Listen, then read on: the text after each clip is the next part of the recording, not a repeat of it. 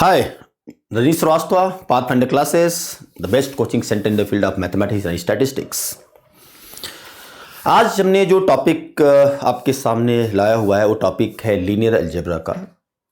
और linear algebra एक बहुत इंपॉर्टेंट टॉपिक है मैट्रिक्स एंड लीनियर अलजेब्रा का, जिसमें हमने लीनियर अलजेब्रा पार्ट को उठाया है। और ये बहुत इंपॉर्टेंट टॉपिक है आपका जैम के लिए, मैथमेटिक्स के लिए भी और स्टैटिस्टिक्स के लिए भी, और भी आपके एग्जामिनेशन हैं उनके लिए भी। इसमें एक क्वेश्चन हमेशा हमेशा पूछता है, और इस साल का भी मेरा गेस है कि 2021 के जैम के पेपर में पूछेगा। और एक क्वेश्चन है आपका लीनियर ट्रांसफॉर्मेशन का बेसिस और डायमेंशन का, राइट? कि find the basis and dimension of kernel T and rank T. तो एक तो कर्नल टी क्या होता है, रेंज टी क्या होता है, फिर आपका रैंक टी क्या होता है, आपका नलिटी टी क्या होता है, ये आप सबको पता भी होगा, बहुत अच्छे से पता होगा, क्योंकि लास्ट फेज चल रहा है, लास्ट टाइम चल रहा है आपका पेपर का, विद इन मंथ बस आप रह गया है। तो कर्नल टी पता ही आपको क्या होता है। कर्नल टी हमेशा इधर के जो वेक्टर स्पेस है, सब स्पेस उसका वेक्टर स्पेस है, उसका सब स्पेस होता है। रेंज टी इधर जो आपका वेक्टर स्पेस है उसका सब स्पेस होता है।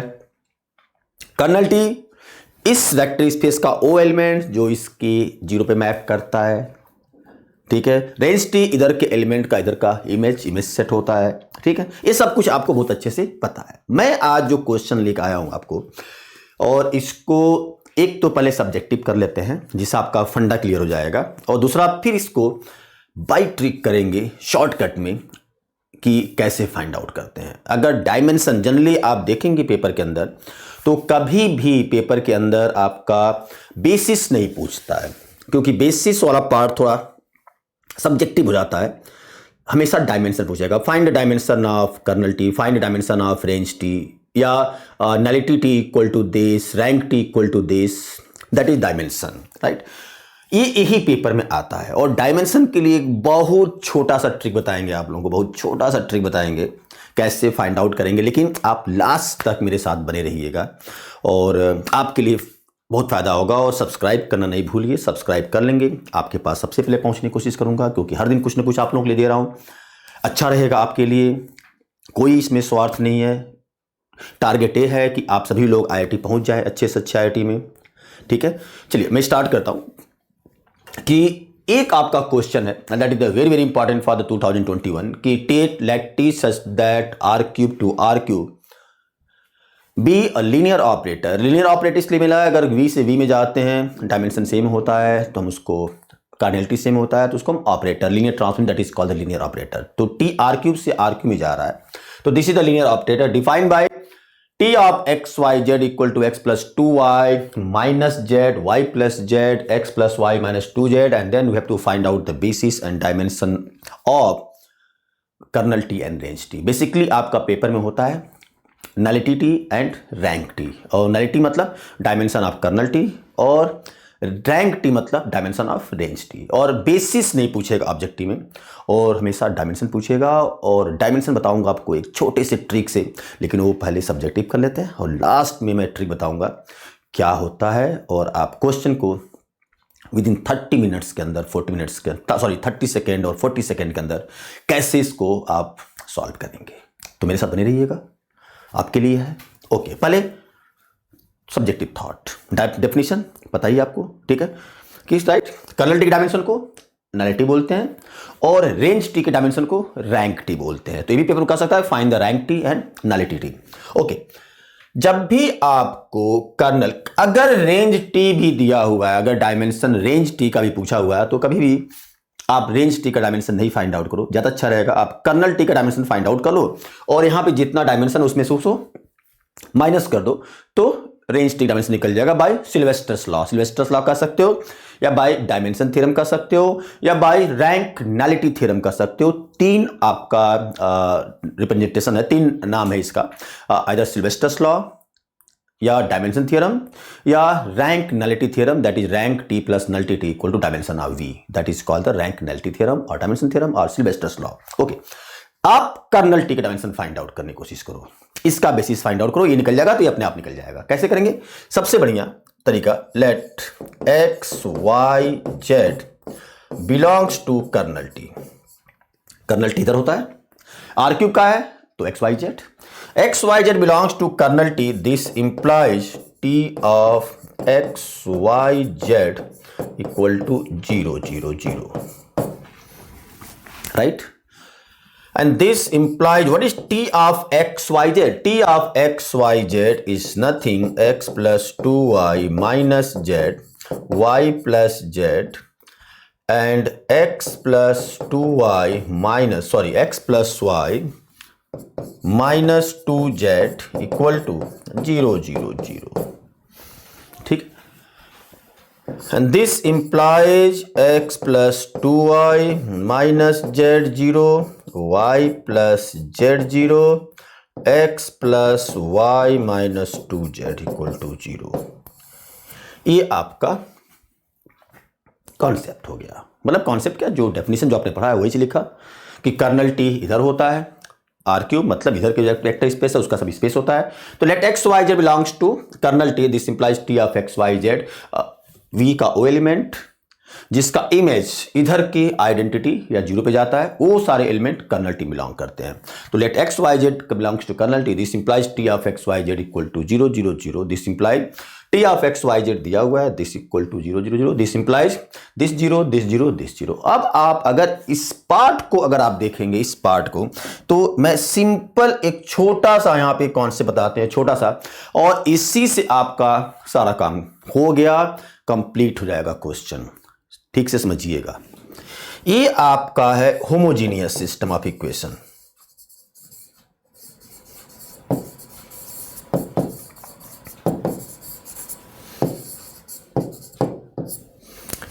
मैं बोल रहा हूं उसको ठीक से सुनिएगा, ध्यान से सुनिएगा, बड़ा अच्छा कॉन्सेप्ट बता रहा हूं, अलग जा रहा हूं दूसरे चैप्टर में क्योंकि मैट्रिक्स का पार्ट हो गया।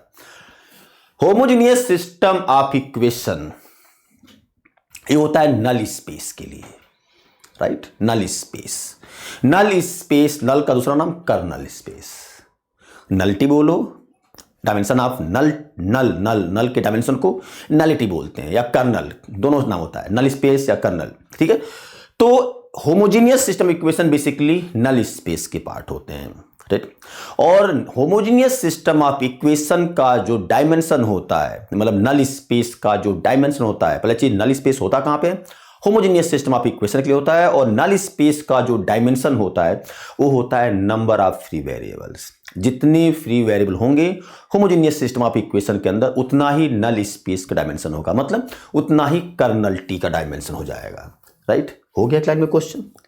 और जितना कर्नल टी का डायमेंशन आएगा, इस 3 में से माइनस कर दो तो रेंज टी का डायमेंशन निकल जाएगा। पेपर में इतना ही पूछता है और ये आपका 30 सेकेंड के अंदर कंप्लीट हो जाता है। लेकिन अगर इसको प्रॉपर करते तो कैसे करेंगे? ये हम ऐसे करेंगे, consider the augmented matrix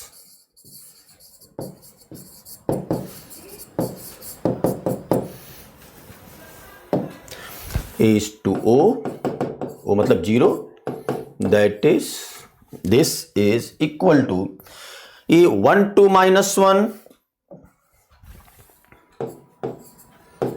0 1 1 1 1 minus 2, I think that 1 1 minus 2, and that is 0 0 0। ठीक है, ये आपका होमोजेनियस सिस्टम ऑफ इक्वेशन का matrix form. Then echelon form, R3 goes to R3 minus R1, this is 1 2 minus 1 0 1 1 0 minus 1 minus 1, this is 0 0 0। Check कर लीजिएगा, calculation mistake हो सकता है, राइट? तो 1 minus 2 minus 1 minus 2 minus minus plus, and then R3 goes to R3 plus R2, then this is 1 2 minus 1 0 1 1 0 0 0 is to 0 0 0, right? अब अगर आपको paper में अगर सिर्फ एक क्वेश्चन होता कि what is the nullity T या what is dimension of kernel T, तो कुछ नहीं करना है। इस होमोजेनियस सिस्टम ऑफ इक्वेशन के अंदर जितने भी फ्री वेरिएबल होंगे उतना ही आपका डायमेंशन हो जाएगा। तो कितने फ्री वेरिएबल हैं? 1 फ्री वेरिएबल है और 1 फ्री वेरिएबल है, इसलिए कर्नल टी का डायमेंशन 1 हो जाएगा। अगर कर्नल टी का डायमेंशन 1 हो गया तो रेंज टी का डायमेंशन, टोटल वी का डायमेंशन कितना है? 3 है। तो range T, dimension of range T plus dimension of kernel T equal to dimension of V. 3 में से 1 माइनस कर दो, 2 हो जाएगा। तो कर्नल टी का डायमेंशन 1, रेंज टी का dimension 2, that is the answer. करेंगे कैसे इसको? अब लेकिन मैं प्रॉपर पहले कॉन्सेप्ट सब्जेक्टिव बताता हूं, फिर ऑब्जेक्टिव पे आ जाएंगे अच्छे से। आप क्या करेंगे, जब भी इसको बेसिस फाइंड आउट करना होगा या सॉल्व करना होगा तो आप कुछ नहीं करेंगे, आप इसको पहले रिड्यूस्ड एक्लॉन फॉर्म में कन्वर्ट करेंगे। रिड्यूस्ड एक्लॉन फॉर्म क्या होता है? रिड्यूस्ड एक्लॉन फॉर्म वो होता है कि जहां जहां भी पाइवट एलिमेंट होते हैं, first leading element are called pivot element. तो this is the pivot element, और जहां भी पाइवट एलिमेंट होंगी उसके ऊपर का एलिमेंट भी जीरो करते हैं, मतलब इसको जीरो करोगे, R1 goes to R1 minus 2R2 and this is 1 0 and -1 -2 -3 0 1 1 0 0 0, this is 0 0 0। समझे बच्चे? ये आपका पाइवट एलिमेंट हो गया, ये आपका pivot to the first leading, this is the called pivot element, right. ये पाइवट, कितने पाइवट एलिमेंट हैं? 2, मतलब फर्स्ट कॉलम में पाइवट एलिमेंट है, सेकेंड कॉलम में पाइवट एलिमेंट है, और जिस कॉलम में पाइवट एलिमेंट नहीं होता है वो वेरिएबल फ्री वेरिएबल होता है, और जितने फ्री वेरिएबल होते हैं उतना ही आपका कर्नल टी का डायमेंशन होता है होमोजेनियस सिस्टम ऑफ इक्वेशन के अंदर, that is called the null space. Null space nothing the solution of all homogeneous system of equation, right. बहुत रिलेटेड करके कॉन्सेप्ट बता रहा हूं आपको, बहुत समझ लीजिएगा, फिर से बार रिपीट कर दूंगा आपको। अब इसको सॉल्व कर लो, मैं फाइंड आउट कर रहा हूं, बेसिस की बात कर रहा हूं। अब कितना हो गया? x - 3z, this implies x, proper लिखना है, प्रॉपर लिखना है, since the pivot element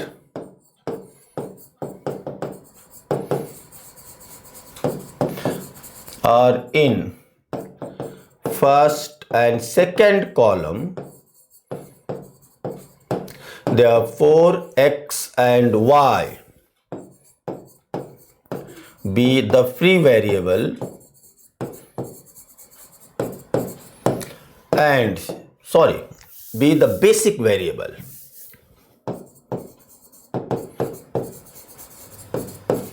and z be the free variable,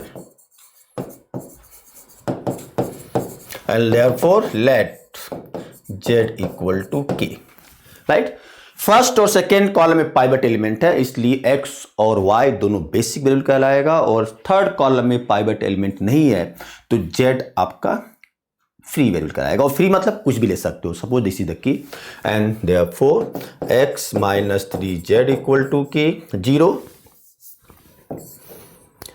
y plus z equal to 0, this implies x equal to 3k, y equal to -k, and therefore what is kernel t?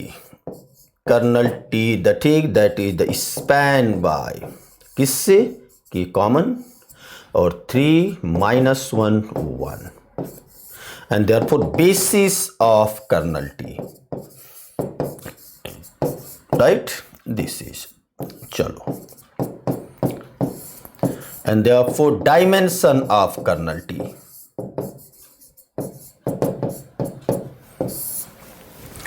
चलिए मैं फिर से repeat करता हूं, एक बार फिर से repeat करते हैं। आपने क्या किया, let x y z belongs to kernel T, this implies t of x y z equal to 0 0 0, t of x y z transformation आपको दिया हुआ है, this is that this equal to 0 0 0, this implies this 0 this 0 this 0।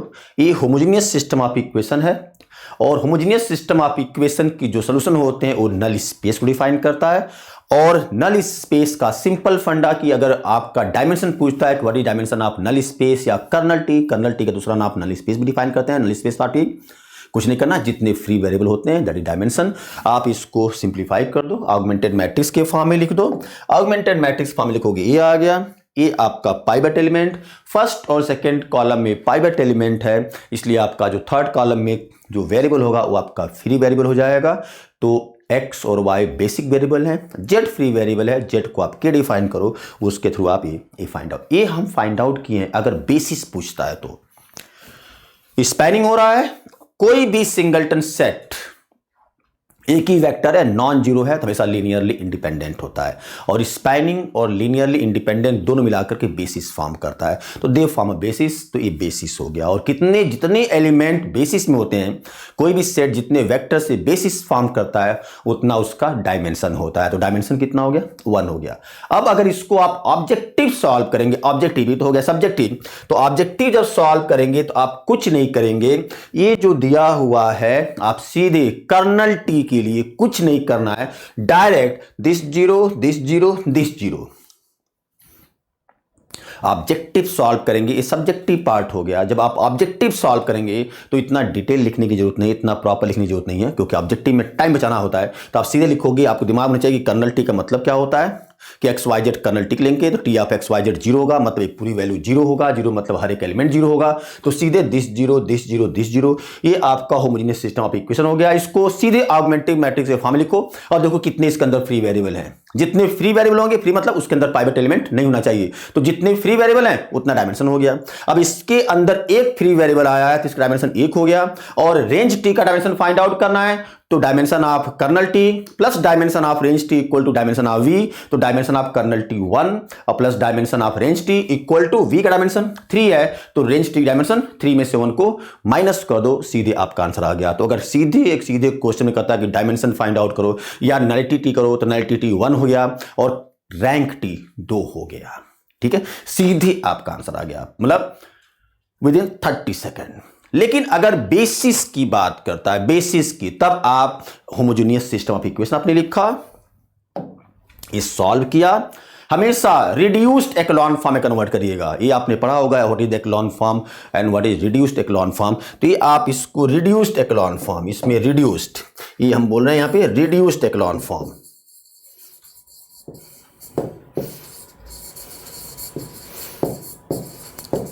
Reduced echelon आप यहां से भी solve करेंगे तब भी हो जाएगा, लेकिन रिड्यूस्ड एक्लॉन फॉर्म में कन्वर्ट करने से कैलकुलेशन बहुत इजी हो जाता है, बहुत आसानी हो जाता है। मतलब सीधे जो आपका बेसिक वेरिएबल है वो सीधे फ्री वेरिएबल के टर्म में डिफाइन हो जाता है। ठीक है, रिड्यूस्ड एक्लॉन फॉर्म क्या होता है? जो भी पाइवट एलिमेंट है वो 1 होना चाहिए, और जहां जहां भी पाइवट एलिमेंट क्या होता है? First leading element are called pivot element. ये आप पढ़ लीजिएगा, डेफिनेशन अच्छे से पढ़े हुए होंगे, अब तो फास्ट लास्ट उस पे है, ट्रैक पे है, तो आप बिल्कुल पढ़े होंगे। तो कुछ नहीं, जहां जहां पाइवट एलिमेंट है उसके ऊपर का एलिमेंट भी 0 होना चाहिए। जहां पे पाइवट एलिमेंट नहीं होता है उसको हम फ्री वेरिएबल बोलते हैं। तो इसमें पाइवट एलिमेंट नहीं है तो ये आपका फ्री है, तो जेड आपका फ्री हो गया। जेड इक्वल टू के ले लो, यहां से एक्स और वाई डिफाइन कर लो, ये आपका बेसिस बन जाएगा। ये तो हो गया।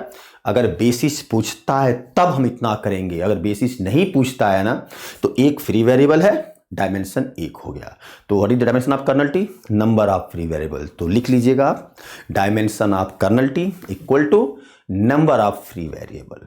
क्लियर? ये तो हो गया सीधे ऑब्जेक्टिव भी और सब्जेक्टिव भी। अब आता है रेंज टी कैसे फाइंड आउट करते हैं। रेंज टी आपका इधर होता है, रेंज इधर होता है, कर्नल इधर होता है, रेंज इधर होता है। ठीक है, ये आपको अब रेंज टी कैसे फाइंड आउट करेंगे। Range T R cube is spanned by E1 E2 E3। जो भी आर क्यूब है किससे स्पैन्ड होगा? E1 E2 E3 से। तो टी ऑफ आर क्यूब किससे स्पैन होगा? TE1 TE2 T3 से, क्योंकि टी लीनियर ट्रांसफॉर्मेशन है, दिया ही हुआ पहले से। तो सिंपल एज,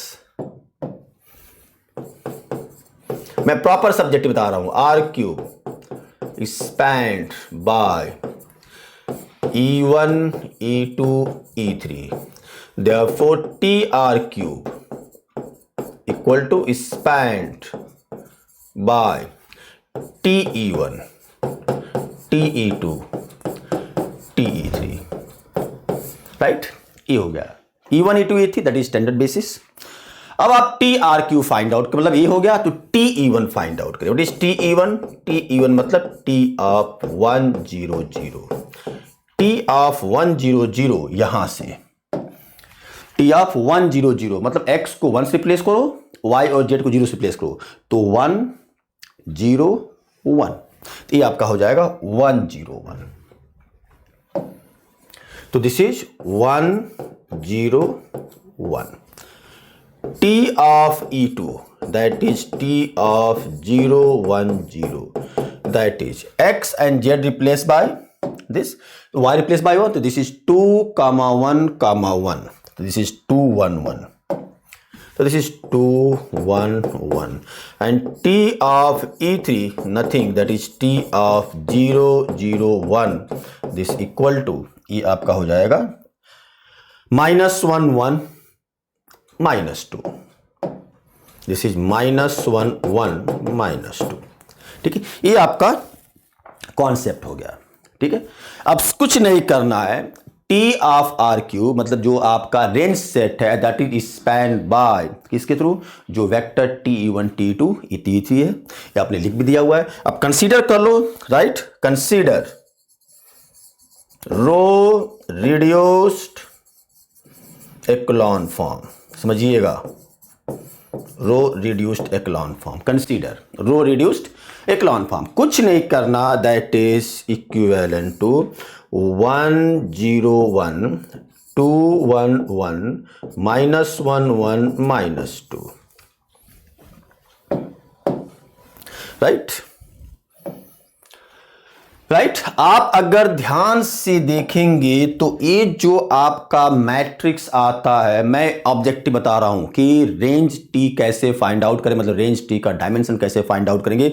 आप ध्यान दीजिएगा, यहाँ पे अच्छे से समझने की कोशिश करिएगा, इतना कुछ लिखने की जरूरत नहीं है। आप हमेशा कोई भी क्वेश्चन आप सॉल्व करेंगे, आप देखिएगा कि ये जो मैट्रिक्स है, बेसिकली ये जो मैट्रिक्स आपने स्टार्टिंग में लिखा है यहाँ पे 1 2 -1 0 1 1 1 1 -2, इसी का ट्रांसपोज बनता है। मतलब ये जो रो वाइज है ये आपका कॉलम वाइज आ जाएगा, तो 1 2 माइनस इधर आ जाएगा, 0 1 1 इधर आ जाएगा, 1 1 -2 ऐसे आ जाएगा। तो आप जब रेंज टी फाइंड आउट करेंगे या डायमेंशन रेंज टी का फाइंड आउट करेंगे तो आप कुछ नहीं करेंगे, बहुत सिंपल कॉन्सेप्ट, जो आपका कर्नल टी में जो होमोजेनियस सिस्टम ऑफ इक्वेशन बनता है, जो मैट्रिक्स बनता है, उसी मैट्रिक्स का ट्रांसपोज करके लिख दो, ट्रांसपोज करके लिख दो। अब प्रॉब्लम ये आती है स्टूडेंट्स को कि अगर स्क्वायर मैट्रिक्स है तो कोई प्रॉब्लम है ही नहीं है। अगर स्क्वायर मैट्रिक्स है और आपको डायमेंशन आपका कर्नल टी का, डायमेंशन आपको रेंज टी का फाइंड आउट करना है, तो आप यहीं से डायरेक्ट फाइंड आउट कर लोगे, बहुत आगे जाने की जरूरत नहीं है, यहीं से कर लोगे, क्योंकि स्क्वायर मैट्रिक्स का किसी मैट्रिक्स का डायमेंशन और उसके ट्रांसपोज डायमेंशन सेम होता है, राइट। तो अगर इसको ट्रांसपोज कर देंगे तो पिछला बन गया, जो आगे बन गया, तो आपको कुछ नहीं करना है। अगर स्क्वायर मैट्रिक्स है तो जितने फ्री वेरिएबल होंगे उतना आपका कर्नल टी का डायमेंशन होगा, और जितना आपकी पाइवट एलिमेंट होंगे उतना रेंज टी का डायमेंशन होगा, क्योंकि रैंक कितना इसका 2 है, और रैंक मतलब डायमेंशन ऑफ रेंज टी। तो मेरा कहने का मतलब यह है, मैं ये ट्रिक बता रहा हूं जो बोला था आपको कि लास्ट में बताऊंगा। तो आप क्या करिएगा, अगर स्क्वायर मैट्रिक्स है, this is for square matrix 3x3 4x4 5x5, अगर स्क्वायर मैट्रिक्स है तो आपको सिर्फ और सिर्फ 2 लाइन के अंदर आपको इसको 0 करना है, इसको 0 करना है, इसको 0 करना है, एक मैट्रिक्स बनाना है इस टाइप का, यहां पे आना है, यहां भी नहीं जाना है। आपका नंबर ऑफ फ्री वेरिएबल 1 है तो कर्नल टी का डायमेंशन 1 हो गया, 2 पाइवट एलिमेंट है तो रैंक टी 2 हो गया, और रैंक मतलब डायमेंशन ऑफ रेंज टी। आपका इतना तक में ही पूरा क्वेश्चन कंप्लीट हो गया डायमेंशन के लिए। लेकिन अगर बेसिस पूछता है तो आपको ये सारा कुछ करना पड़ेगा। ये आपने कर लिया, ये आप कर लिया, अब इसको सॉल्व करेंगे। इसको सॉल्व करेंगे तो रो रिड्यूस एक्लॉन फॉर्म जब करेंगे तो बाकी स्टेप वही R2 goes to R2 minus 2R1, R3 goes to R3 plus R1। ठीक है। बेसिस क्यों नहीं पूछता है अभी बताऊंगा आपको कि क्यों नहीं पूछता है पेपर में। बहुत सारे हो सकते हैं, क्यों नहीं पूछता है ये बताऊंगा आपको। ठीक है। And that is this is 1 0 1, this is 0 1 and 1 minus 2 minus 1, this is 0, this is 1 and this is minus 1। फिर R3 goes to R3 plus R2, that is 1 0 1 0 1 minus 1 0 0 0। Right ये ऑलरेडी रिड्यूस्ड एक्लॉन फॉर्म में हो गया है क्योंकि ये pivot element हो गया और पाइवट एलिमेंट के ऊपर का एलिमेंट 0 है, तो ये आपका पाइवट वाला, ये आपका पाइवट। तो जहां जहां पाइवट एलिमेंट है उस रो को आप लिख जाओ, ये आपका रेंज टी का बेसिस होगा। तो therefore basis of range T equal to nothing, that is 1 is 1 0 1 and 0 1 minus 1। ये आपका हो गया basis. And what is dimension of range T? Range T that's equal to 2। ठीक है, ये आपका क्वेश्चन हो गया। अब हम एक क्वेश्चन बताते हैं कि बेसिस क्यों नहीं पूछता है। बेसिस इसलिए नहीं पूछता है, आपने इसको रिड्यूस एक्लॉन फॉर्म में करके किया है, यहां पे तो ठीक है, राइट। कभी कभी क्या होता है यहां पे आपको अगर ये रिड्यूस्ड एक्लॉन फॉर्म में नहीं करते, मतलब इस 1 के ऊपर का भी एलिमेंट हम रखते, तब भी रैंक आपका 2 ही होता है इसका। ठीक है, तो ये भी बन सकता था और मान लो यहां पे 5 हो जाता, आता मान लो, तो 1 5 1 0 1 minus 1 ए भी हो जाता। ठीक है, तो ये पेपर के अंदर आपको देखना पड़ेगा कि कौन सा ऑप्शन सही है, कौन सा ऑप्शन दिया हुआ है। क्या इसको एक्लॉन फॉर्म में ही करके दिया हुआ है या इसको रिड्यूस एक्लॉन फॉर्म में करके दिया हुआ है। इसलिए बेसिस पूछने के नहीं पूछने की कोशिश करता है, क्योंकि होता है कि हो सकता है कि दूसरा ऑप्शन बन रहा हो, हमने एक ही लिख दिया हो ऑब्जेक्टिव में। ठीक है, राइट। इसलिए बेसिस पूछने की कोशिश नहीं करता है, हमेशा डायमेंशन पूछता है। लेकिन अगर बेसिस पूछता है तो दिस इज द प्रोसीजर। अगर आपका सिर्फ डायमेंशन पूछता है तो सिंपल बताया, आप जो भी T of X Y Z दिया हुआ है इधर, उसके हर एक वेक्टर को या एलिमेंट को अलग अलग जीरो कर दो, होमोजेनियस सिस्टम ऑफ इक्वेशन बन गया।